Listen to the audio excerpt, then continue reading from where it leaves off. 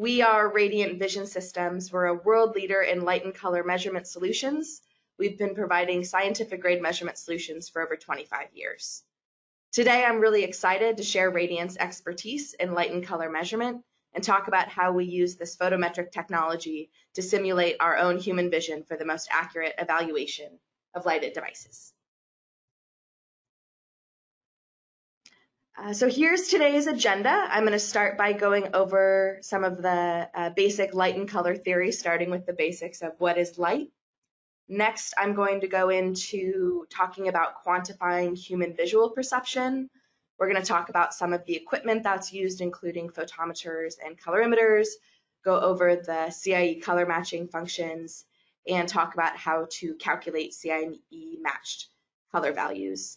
Additionally, we're going to have a little bit of time at the end to talk about some example applications that go along with the light and color measurement systems that we'll be introducing.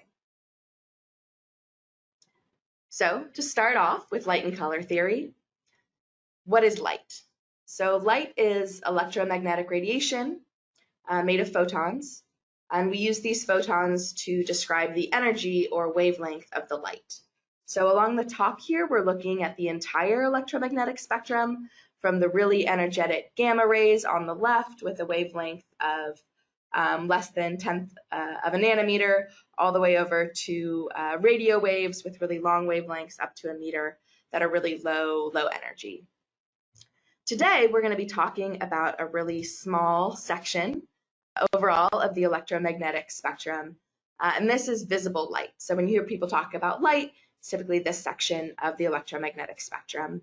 We're going to be focusing mostly on the visible spectrum, so from about 400 to 700 nanometers, and we'll talk a little bit about applications in the near UV and near IR.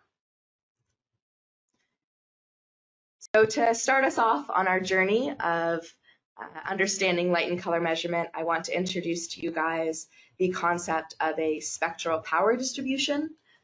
This is a plot that I'm going to be showing a lot throughout the next few slides, so let's just take a moment to get acquainted with it. So along our x-axis down here, we have the wavelength in nanometers. So as I mentioned in the previous slide, we're going to be looking at visible light, so from about 400 to 700 nanometers. The colors in this graph are just for kind of visual representation to explain kind of where blue light is and red light is relative to those nanometers. And then on the y-axis, we have a relative power. So what we're showing here is the spectral power distribution for a few different types of light sources. So starting out, we have also known as a D65. So this is a really broad light source. So what this is showing us is we're getting output at most at all the different wavelengths, kind of peaking here. Next, we have illuminated A. This is your typical filament light bulb, and you'll notice here that we're getting a lot of energy up here in the infrared. So this is one of the reasons that those light bulbs are so hot, is there's a lot of energy, and then a lot of that energy is non-visible. So this graph, of course, keeps going, and but if it's not visible, it's just wasting a lot of energy. So next we have LCD blue. So this would be like a backlight on maybe like the computer screen that you're watching this webinar on. See here it's getting narrower, so we're not emitting any light above about 550 nanometers. So this is starting to become a little bit more narrow. It's just emitting in the blue. Next we have an LED red. So this is a light emitting diode, and this one is red, so it's centered around like 620 nanometers. And lastly, and it's probably really hard to see, there's a really fine line right here. This is a Heine laser.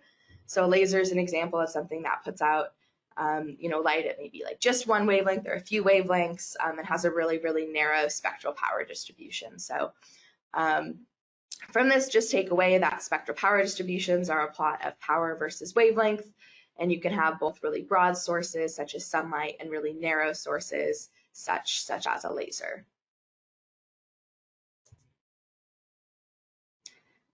So on the previous slide, I talked about spectral power distributions, but I want to put that in context of human vision, which is part of the reason we're here today. So human eyes are actually sensitive instead to spectral power distributions. We just see color and brightness. So we only see the resulting color and brightness. We don't really get any information about the spectral power distribution. So the way that our eyes do this is we have 3 types of cone, S, M, and L. Each one is sensitive to a specific range of wavelengths. So as I mentioned earlier, the cones in our eyes kind of sum up all the light, so they're not detecting individual wavelengths, rather the sum of all the light in the range of wavelengths that each of the cones is sensitive to. So down here on the bottom, we have another kind of rough spectral power distribution. So this is showing the response of those 3 different cones. So you can see there's one that's for the shorter wavelengths, the S cone down in blue, this green one for kind of the medium wavelengths, and more of the green region, that's why it's colored green, and then L for long, for the longer wavelengths, and it's colored red because red has a longer wavelength. So what does this mean? So because humans don't resolve the spectral power distribution, one thing that can come to this is lights that have very different spectral power distributions can actually look the same to our eye. So a good example of this is white. There's many different ways to produce a white light. One of them is a really broad source, like a D65 or a luminant A, the sunlight and light bulb that I talked about on the previous slide. So these are kind of in the background. We have sunlight. Another way that you can do it is you can have an LED that has a broad, has the blue LED and then a phosphor. So this is how we make white LEDs. Is you start with a blue LED, kind of the pumpkin, and then you add phosphor. That gets you this peak over here. Additionally, you can have LEDs that are RGB, so a mixture of red, green, and blue that then combine to make the color. So when we're going along our journey, one thing that we just need to keep in mind is how humans perceive light and color. So what we really are trying to get at is the resulting color, not necessarily the spectral power distribution. The spectral power distribution is just a tool along our journey. So quantifying human perception, why all of you are joining us today. So I just want to keep in context that all of us here are making products that at some point are going to be used by humans, whether it's a cell phone, augmented reality glasses, a dashboard in a car, or lighting that's going to go under your cabinet in the kitchen. Our target market really is humans. So if we're concerned about how bright something is or what color it is, ultimately the judge is going to be the human eye. So we need to design a test system that will give you feedback on how a human would see it. And we call that matching human visual perception. So to do that, we use the science of photometry. So photometry is the science of the measurement of light as perceived by the human eye. This is what keeps us within the visible spectrum only.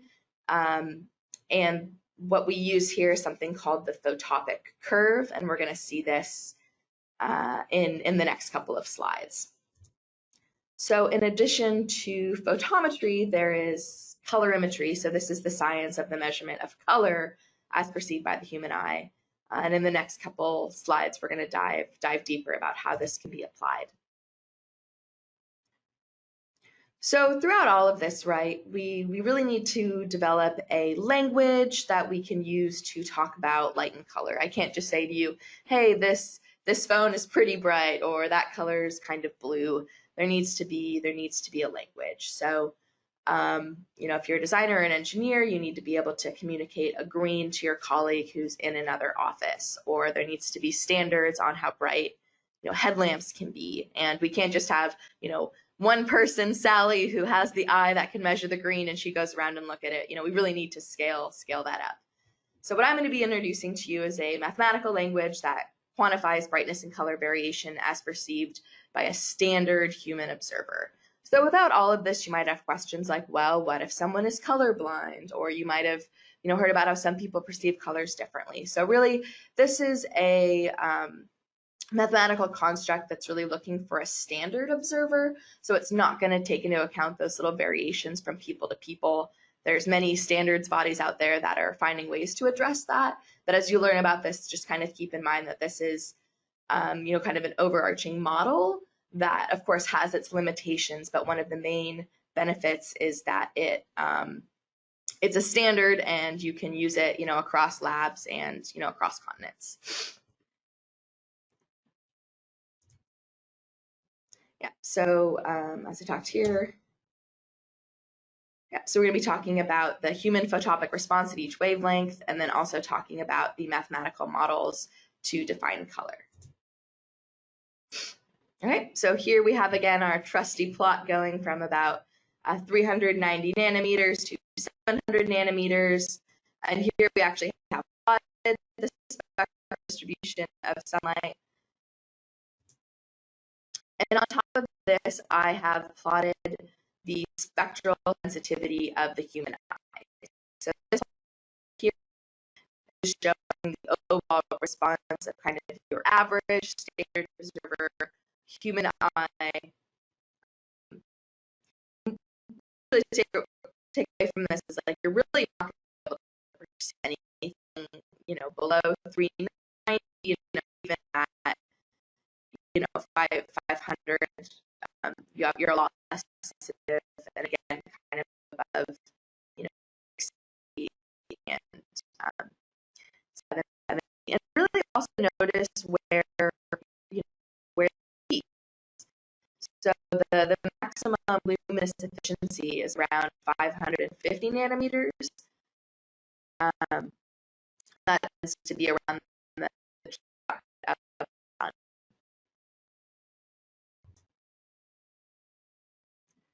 Okay, so there's a lot going on this slide. We're going to break this down over the next few slides. So here what we're showing are the CIE color matching functions.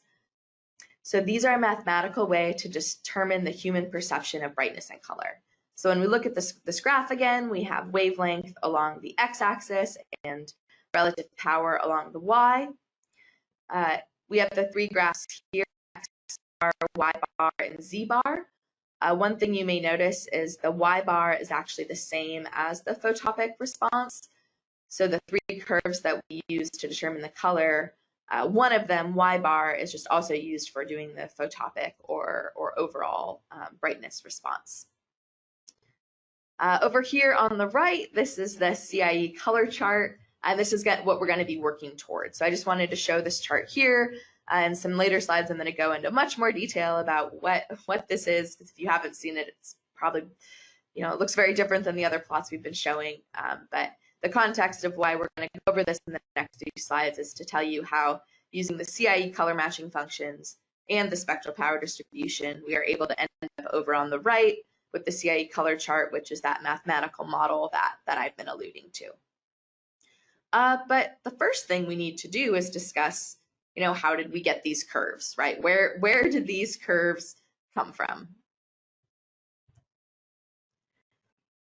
So these curves were actually determined in a few different ways by a few different scientists. But I'm going to talk about one of them today. So one of the scientists that was involved was James Maxwell.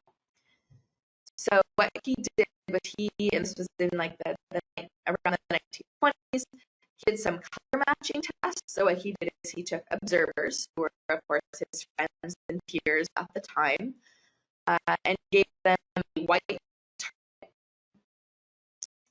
here, and then also gave them 3 different lamps that were red, green, and blue, and allowed them to adjust out these lamps until they matched the white.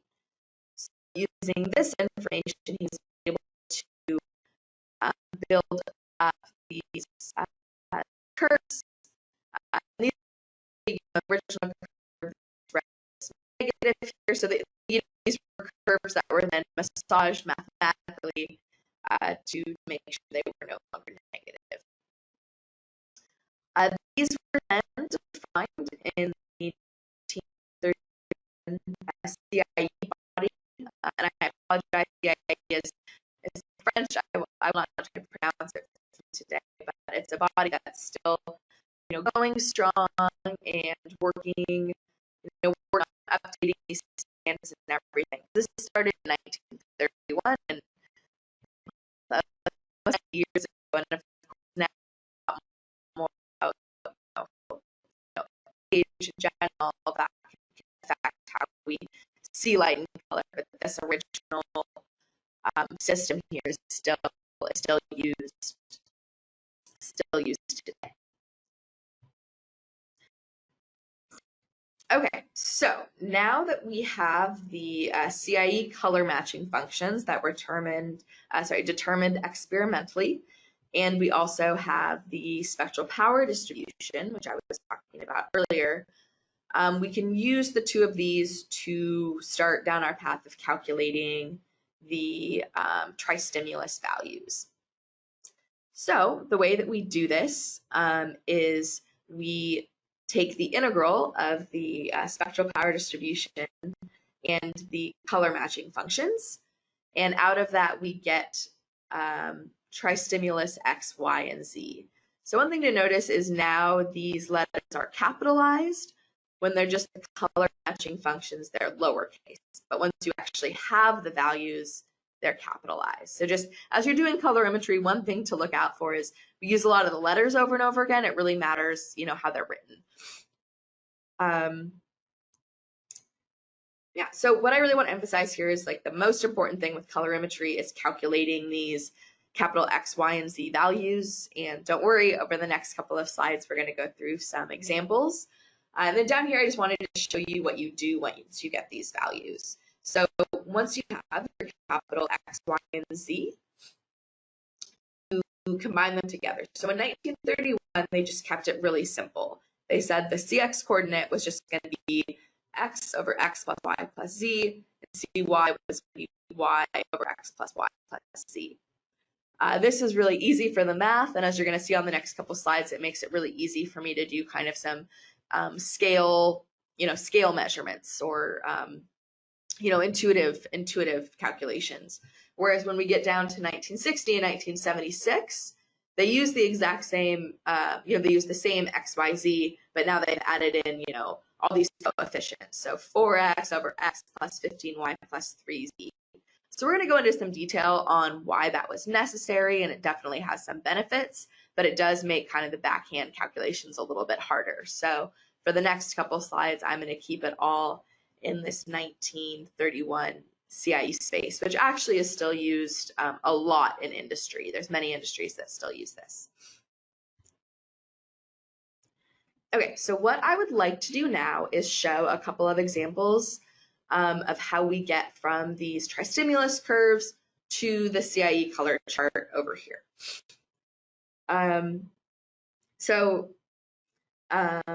We have our thing. So I want to do the, we're going to do blue first. So I have the spectral power distribution of a blue LED.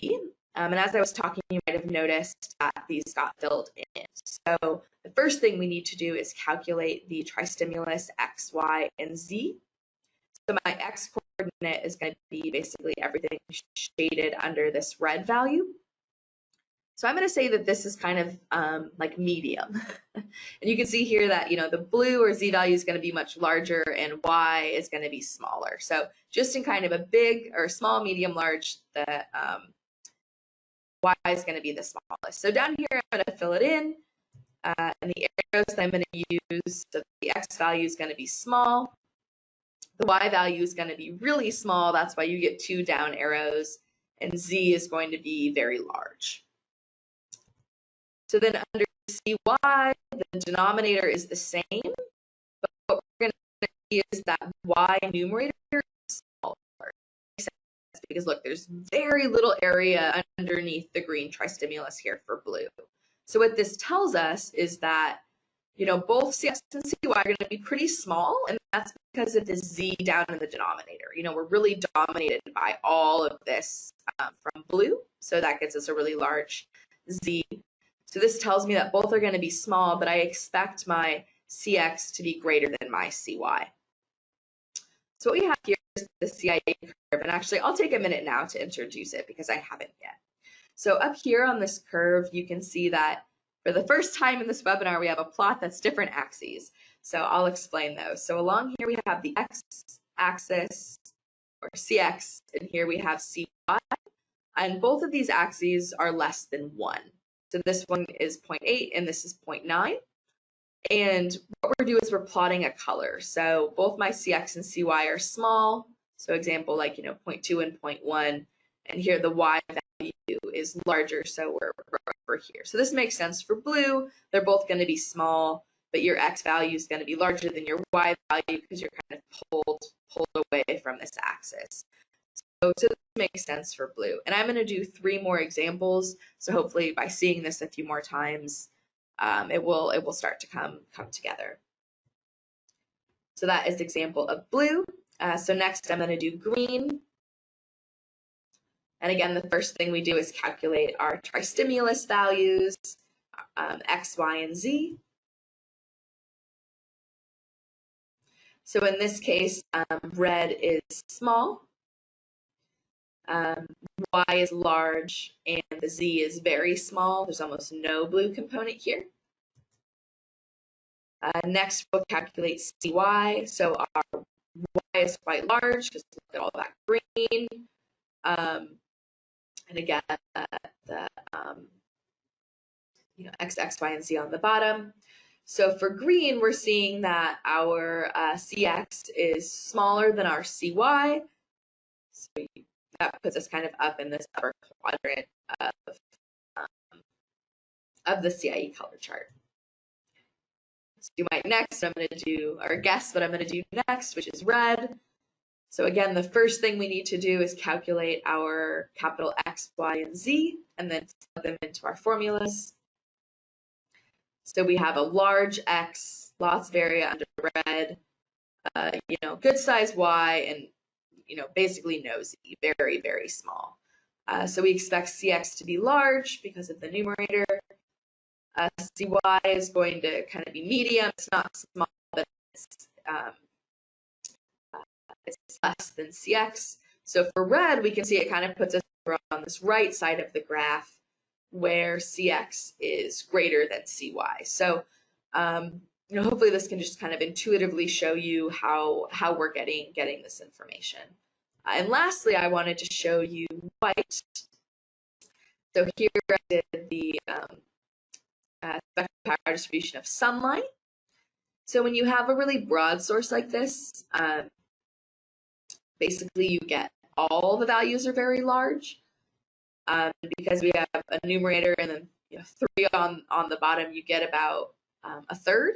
And right in the middle of the chart, kind of this perfect white spot is 0.3, 0.3. So one way to kind of intuitively think about this chart is when all the colors are balanced, you're right in the middle. And then, you know, if you have a lot of green component, it'll pull you up here, blue component here, and red component here.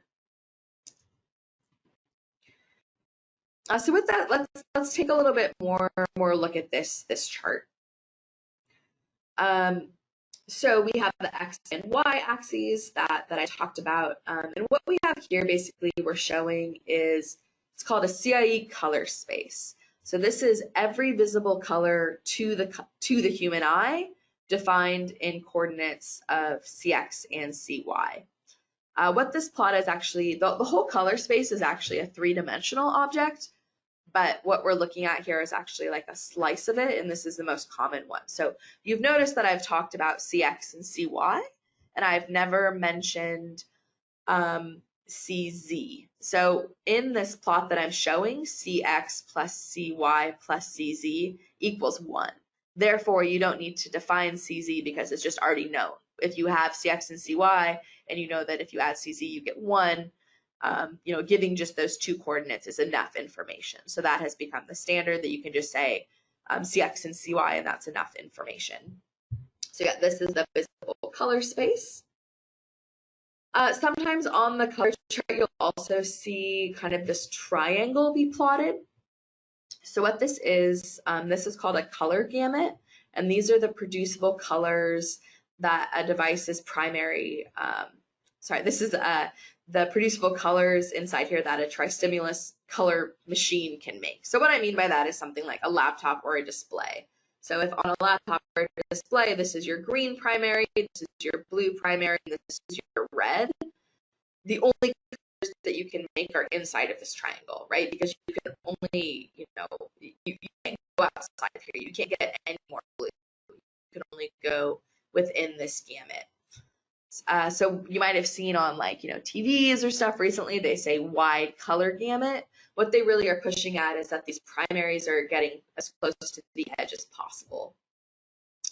And the reason for that is actually around the edge, these numbers. So this says, 380, 460, 490, 520, 580, 600, 700. So these are actually the wavelengths. So along the outer edge here, if you're all the way to the edge, that's a pure wavelength. So if you're all the way on the edge, you're just a single wavelength, and then as you go to the middle, you get mixed. So when those TVs or other displays are saying wide color gamut, what they're trying to do is get the primaries as far to the edge as possible, because then they can make more colors. You can only make as many colors as go into your color, that fit in your color gamut. So where these primaries are is really important. So along here, actually, you have seen the backgrounds. This is the Planckian locus. So along here, we have temperatures, and these are in Kelvin. So these are the correlated color temperature. So when you have something that's white, you can give it the CX and CY coordinate, but one thing they've done typically is give it a color temperature. So you would say, oh, this white LED is, 3,000 or, 10,000. And these are even numbers that consumers are used to. With the Planckian locus or correlated color temperature, though, it doesn't give you all the information. So if all you have is, oh, this is a 10,000 Kelvin lamp, you don't actually know the exact CX and CY. You know it's somewhere along this line, but you don't know what it is. But typically, especially when conveying that information to consumers, right, it's probably easier for them to get a conceptual feel of, oh, this is 3,000 or 10,000 versus, oh, this is a 0.5, 0.4 in CX/CY. People don't really know what that means. So that's one of the benefits of the correlated color temperature for white lighting. And while we're here, I also just wanted to just share a question that I usually get on this. And typically this is when I'm maybe presenting this at a projector or something, and someone raises their hand and says, so you're showing me this color space, but then you're also saying that here's a gamut, and the laptop can't produce something outside of this gamut. And that's totally true. So this green color that you're seeing on your screen, especially out here, it's not really that color, unless you have some crazy state-of-the-art display. For the most part, these colors can't be produced by a display. So, anytime you see this poster, either printed on a poster or, shown somewhere, it's really going to be affected by how your screen renders it. But it's really helpful as a tool, right? So this just kind of tells you, hey, this is more green, but it can't really show you the color. So yeah, just keep in mind, it's really a construct to allow us to communicate with each other and set specifications, right? So be able to set, pass-fail specifications. Okay, so continuing on, so far I've been talking about the 1931 color space. But I also want to introduce the 1976 color space. So this is the 1931, and I'm going to be talking about the 1976, or U prime V prime. And you might remember from a few slides ago where I had the table on the bottom that showed the difference between 1971, 1967, and 1961 and 1976. And what changes, right, is the coefficient. So this one was just very, x over x plus y plus z, but it makes it kind of unfairly weighted towards green. So they need to kind of do some re-smushing of it. So the best way to kind of explain why the 1931 plot is unfair is to look at something called McAdams ellipses. So McAdams ellipses were determined experimentally maybe like 20 years after the CIE, 20 to 30. And they're a way to basically define a just noticeable difference. So how far from a color, which is denoted by those little dots in the middle of the ellipse, can I go before someone notices that the color is changed, right? And this is important because we know when we're manufacturing or making something, not everything can be exactly the same. It needs to be a little bit different, but how different is okay. And we, of course, go back to the ultimate judge of humans. So in this image, we can see that we show these ellipses. They're actually shown at 10 times their size, and this is something you'll commonly see in the literature, just because if they were their actual size of one McAdams ellipse, they would be way too small to see. So they're basically 10 steps or 10 times their size, but they grow linearly, so you can get the idea. So what I want you to take away is just the size difference between the blue and the green. So what this tells me is up in green, granted these are 10 times, but I could basically go this far basically before someone would notice. Of course it's 10 times that, but you get the idea. Whereas down in blue, look, I can barely go at all, and these are even blown up 10 times. So let's say you're trying to make a pass-fail specification. It wouldn't really make sense in CX/CY to say, okay, it has to be 0.002 or something, both in green and in blue, because in green that might be way too strict, right? You're basically saying you need to constrict these to be really similar when you could let a lot more through and you wouldn't even notice in your eye, whereas maybe in blue you need to really tighten it up. So this is one of the disadvantages of the 1931, which is the very x plus y plus z, is that it's unfairly weighted towards green. So to address that was one of the reasons that they went to, instead of the CX/CY, to U prime B prime. So I want you guys to notice just how much smaller the whole green region is and how much bigger the blue is. And it makes it more fair. So what I mean by is, if you're talking about, okay, there was a change of 0.01 in U prime, B prime, this actually has a lot more meaning, right? Before, if I was to say, oh, there's a change of 0.01 in CX/CY, oh, is that in green or is that in blue? It's very different. So whichever chart you use is very industry dependent. Some industries are super willing to go to U prime, B prime. Others, for standards reasons, they're using the 1931. At the core, it's really the same thing because they're using the tristimulus X, Y, and Z. It's just the math to compute the coordinates. So just if you're going to take anything away from this, I want you to remember that if you're calculating the coordinates, the first thing you need to do is calculate tristimulus X, Y, and Z, and then from there you can figure out which CIE plot you want to use. So for the moment, this is going to wrap up our section on color, and I'm going to shift over to the language of light. So as I mentioned before, everything we're talking about hasn't been brightness dependent. We've just been talking about color. So now I want to talk a little bit about brightness, and I also want to talk about units. So everything on here is what's called photopic units. So this means it's weighted by the human perception of light and color. So the first one I want to talk about is luminous flux. And the way that I like to talk about these different lighting languages is kind of walking through an example of being a lighting designer and creating a light source. So one of the things that I might care about this light bulb that I'm creating is, what's the total amount coming out of it? So this is the luminous flux. This is where we're just summing everything up and we get one number, which is lumens.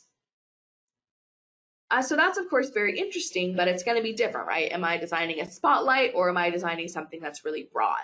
The total lumens isn't going to tell me that. So the next thing I'm going to care about is luminous intensity. So this is the amount of light emitted in the range of a three-dimensional angular span. And the unit here is candela. And typically luminous intensity is a distribution. You might report it sometimes as a number of like the peak luminous intensity, but it's really a distribution showing you how the light goes over angle. Next is illuminance.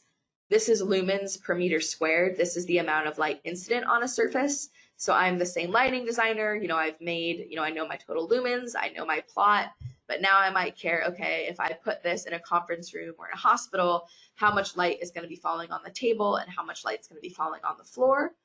This is a measurement of illuminance. And then lastly, we have luminance. This is the amount of light emitted from a surface or reflected back in a given direction. So for, a lot of measurements, when we're looking at something like a display, we're going to be using luminance. The first three are when we're just looking at the lighting on itself. Notice over here, luminance, this is where we have an observer. So just to put it all together, we have the luminous flux in lumens, total light, luminous intensity, light in a direction, illuminance, light on a surface, and luminance, candelas per meter squared. So one piece of advice I'll just give here is if someone's saying, oh, I really want to measure the intensity of the display, talk with them to understand, like, okay, do they really want to know if the display was a point source, and I'm looking at the angular emission? They probably don't mean that. They probably mean luminance. So with a lot of these lighting terms, they all sound very similar, and we use terms in our daily life that are similar, but the most important thing is just try to understand, okay, what quantity about the light are you trying to figure out? And then you can figure out what to call it. But really think of like, okay, am I trying to find out the total amount of light, the light in a direction, the light on a surface, or what someone would see looking at it? And then from there, you can really figure out what unit is best. And then one final thing on this section I wanted to leave you with is, so far we've been talking a lot about photometric, so, weighted by the human response. I just wanted to throw in here the radiometric units. So luminous flux, we have radiant flux or watts, luminous intensity or radiant intensity, watts per radian, irradiance, and radiance. So, with all of this, you can do it by not weighting it by the human eye. And we do that for applications like near IR and near UV. Just wanted to show you there's both photopic units and radiometric, which is all radiation. Okay, so far I've talked a lot about, I'm hopefully giving you a really strong background on measuring light using photometric principles. But next we want to go to light and color measurement systems, right? Because obviously you're not in the lab, doing integrals by hand like I showed you.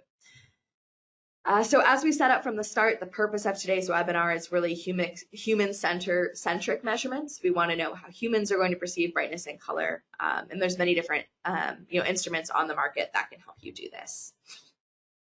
So some of these include illuminance meters. We're not going to talk about these today. You can kind of see a little cropped picture. These are handheld meters that can measure illuminance. You might, for example, see like a photographer using these in a photo shoot, or someone in a lab measuring headlamps. Today we're going to talk mostly about luminance meters, spot colorimeters, spectroradiometers, and imaging colorimeters. So we're going to do a little bit of a technology comparison. So here we have kind of a 2D grid where along the top we are talking about the spot measurements versus imaging. And then along the y-axis, we have colorimeter versus spectrometer. So the first one I'm going to talk about is kind of this section, colorimeter versus spectrometer. So whenever you're doing something that's called a colorimeter, you're basically using a filter-based system. And I'm going to talk about that on the next slide. So basically with colorimeters, the main thing is you're measuring the tristimulus X, Y, and Z. You never actually measure the spectral power distribution, but you don't need to. You just go directly to capital X, capital Y, capital Z, our tristimulus values. Whereas with a spectrometer, we actually have a dispersive element here that actually will disperse the light and have you measure the spectral power distribution. And then spectrometers typically have math on board that has these functions programmed in, and then it does the math that way. So a spectrometer actually measures the spectral power distribution. The colorimeter does not. So I'm going to talk a little bit about how a colorimeter does it. So as we discussed, we don't actually need the spectral power distribution. We just need to get tristimulus X, Y, and Z. So the way that we do this with an imaging system is we have, so this is our imaging sensor. This is what's actually capturing the data. And then inside we have what's called a filter wheel. So here we have filters that are made, they're basically made of, to put it simply, just glass. It's more complicated than that. And each of these filters roughly matches the spectral response of the CIE color matching functions. So what we do is we look at a light source and then allow the light to pass through this filter. And then only the light that matches this filter passes through. And we take measurements through the Y, the X, and the Z. And we sum it all up and we actually calculate CX and CY. So kind of rather than shading in the graph like I showed you before, we're actually having the light imaged through this filter, which is effectively shading it in. So we're doing an integral by measurement. And again, here's the photometric curve, and these are the filters that go inside of the system. So that is colorimetry versus spectrometer. The next one that we want to talk about is spot versus imaging. So this one might be a little bit more intuitive on what that means. So spot colorimeters or spot spectrometers just look at one spot at a time, whereas imaging, it looks at a whole array. So if we, let's say, just wanted to do 9 spots, for a spot system, you would need to move it. And for an imaging system, you could do it all at once. So some of the advantages here really are giving you, contextual evaluation. With an imaging system, you can measure uniformity, look for different, defects and pixels and blobs, do things like measure multiple arrays of spots, like an LED array or micro LED panel, and do advanced analysis. So on the right, we actually, for the first time, I'm kind of showing you some results that you could get from an imaging colorimeter. One thing I want to point out is kind of this purpley blue that you see is actually a luminance false color scale. I know it's a little bit small here, but basically purple is darker and kind of red is brighter. So when you take these luminance images, you can quickly see where the bright spots are, but it's not a rainbow picture. That's just a luminance false color.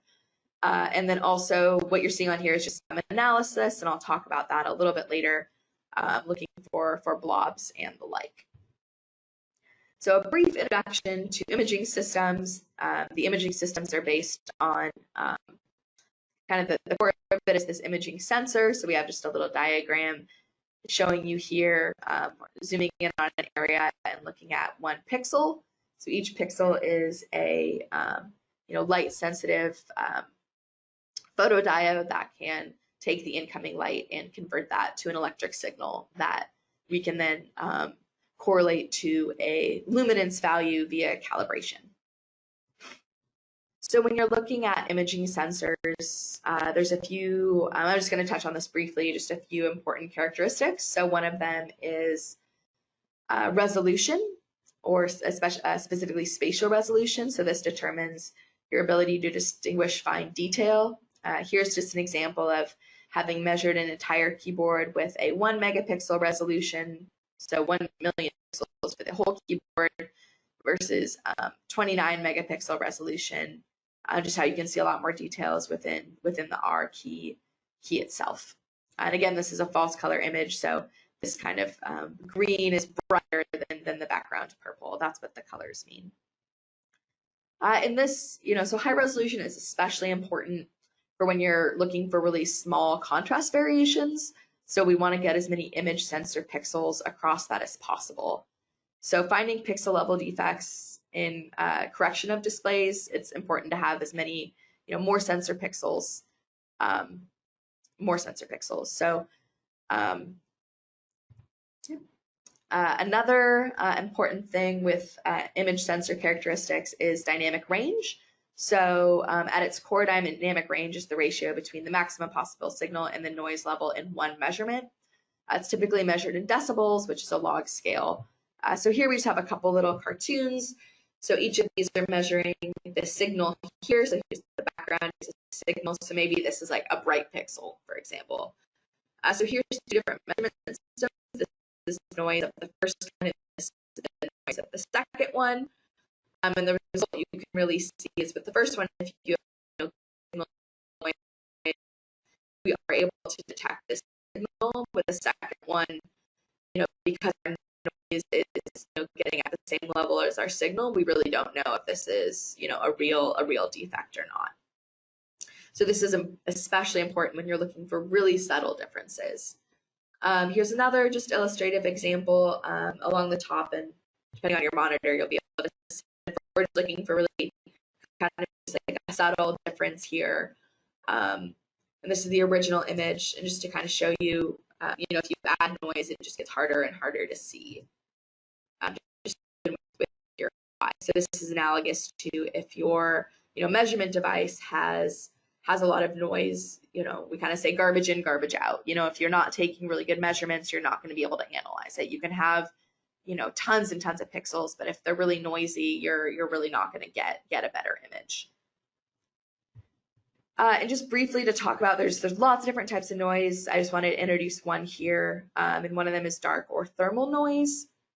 So this is when, we have electronics. You're basically, what we're trying to measure is, photons being converted to electrons via the photoelectric effect. But, sometimes we get electrons that are measured even though they're not from the sample.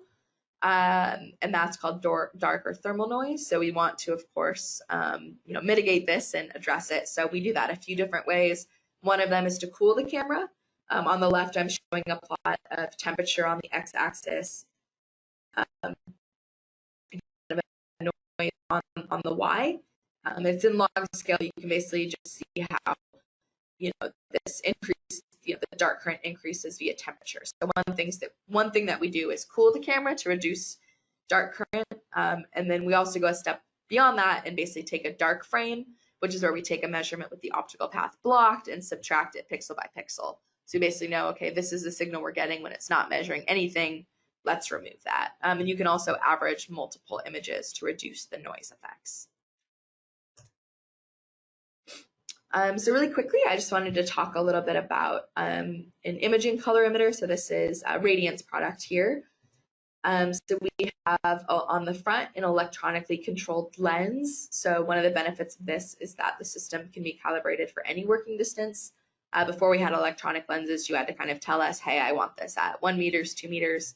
But now it's just calibrated for everything. So if you're going to use it for multiple projects or don't yet know your working distance, you don't have to know before you start.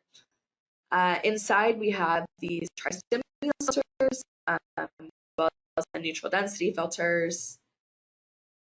Okay, so really quickly, so the light goes through the lens into the camera where it has the filters that rotate.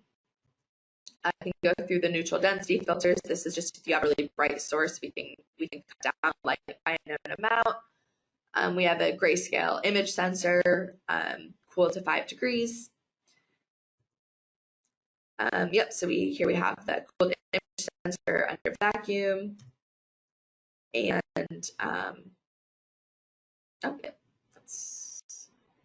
we go. So with just a few minutes left, I'll go through this just a little bit quickly because I took a little bit longer. One thing I want to say is that almost every application that I'm going to talk about here has its own webinar. So if you're like, oh man, I really wish Shannon would have talked more about displays or backlit symbols, feel free to look at our website, or you can email us to be like, can you recommend webinars? We'd be happy to do that. So let's dive into displays. So display measurement is what Radiant is known for, and it's one of our biggest strengths.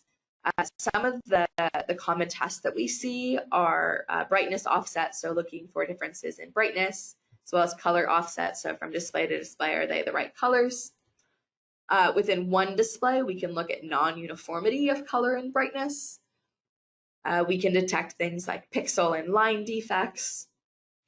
A new one that we've gotten into recently is sparkle. So this is looking at the effects that like added anti-glare films add to a display. So what kind of maybe negative effect does that have, and how do we measure that repeatably from system to system? Light leakage. So this is where we're seeing light kind of leaking in through the side. This can be a result of either manufacturing process, maybe it's clipped too hard, or maybe lighting, maybe the design of the LEDs, but it might be something that you want to catch manufacturing. Next we have Mura. This is really broad, but kind of any large scale or even small scale kind of blemish or defect. These are really challenging, right? Because what you care about is this going to bother a human, right? With all of this, yeah, we can measure it, but you want that data so you can make a decision on your product. So with Mura, we have a really comprehensive suite of Mura measurements that are tied to a standard written by NASA that does the JND, or just noticeable difference. So it's based on research of actual humans to see, okay, if you're at this distance and you see, a blob that looks like this, is that going to be acceptable or not? Things like image sticking, so take measurements over time just to see if a pattern burned in, and view angle. So if you're looking at a display off axis, is it an acceptable luminance drop off? You can look at that. So here's just a quick example of identifying Mura. Just a little animation there, but this is showing we see the display contrast ratio here. It's looking at blobs. So it's pointing out basically different blobs, and then also giving you JND, or just noticeable difference values. So just to give you an idea of some of these really subtle defects that can be really hard to both describe and measure, something Radiant can definitely help you with. We can also do things like looking for dead pixels and particles either on the outside of the display or built in, such as line or particle defects. And here we're just zoomed in so we can see that we found something here. Radiant also have a lot of unique applications. So first we have view angles. So this is a lens with Fourier optics. That's basically this is plotting here in type C coordinates. It basically says, okay, if I look at the display straight on, it's this much luminance. If I look at it 30 degrees from the side, it's this much luminance, 60 degrees. So we developed this specifically for the automotive market, where most displays are being looked at off axis, but it could definitely be used in other markets as well. We do a lot of work with OLED correction. So going pixel by pixel and working with the manufacturer to be able to provide feedback coefficients to correct a phone. We have special optics for measuring inside of AR and VR headsets. We have both hardware and software for measuring head-up displays in relation to SAE standards for automotive. We have additional lenses and systems for looking at near IR sensors, so looking at the intensity distribution of small emitters around like 940 nanometers or 850 nanometers. And then I mentioned a little bit earlier some quantification of anti-glare layers. For backlit symbols, so kind of everything else I showed so far with displays, but we can also do another type of display, maybe less traditional, but where we have like a car dashboard or something like that. So here we don't have a nice rectangle. We need to do luminance measurements of these little icons. So this is something we can definitely do with our tools. And as you can see with this, right, taking a spot meter and going point by point isn't really feasible or realistic. Whereas instead, if you just take an entire image, and then we can do what's called points of interest and get the luminance and color data really quickly. And then lastly, kind of getting back to our roots with light and color measurement, we can also we have also a goniometer system. So if you're looking to measure a small light source, we can put it on a goniometer and then use the benefits of imaging to get you a really nice model of your LED. So to summarize, imaging photometers and colorimeters have many significant advantages for light and color for doing precise spatial measurements. So really getting that imaging and spatial element in there. By quantifying human visual perception, improvements can be driven to ensure that accuracy reflects the customer experience. So again, we're really focusing on how the human eye perceives light and color. And then, as you might have gotten by kind of the whirlwind last few slides, we have tons of different applications, and one system can meet multiple needs.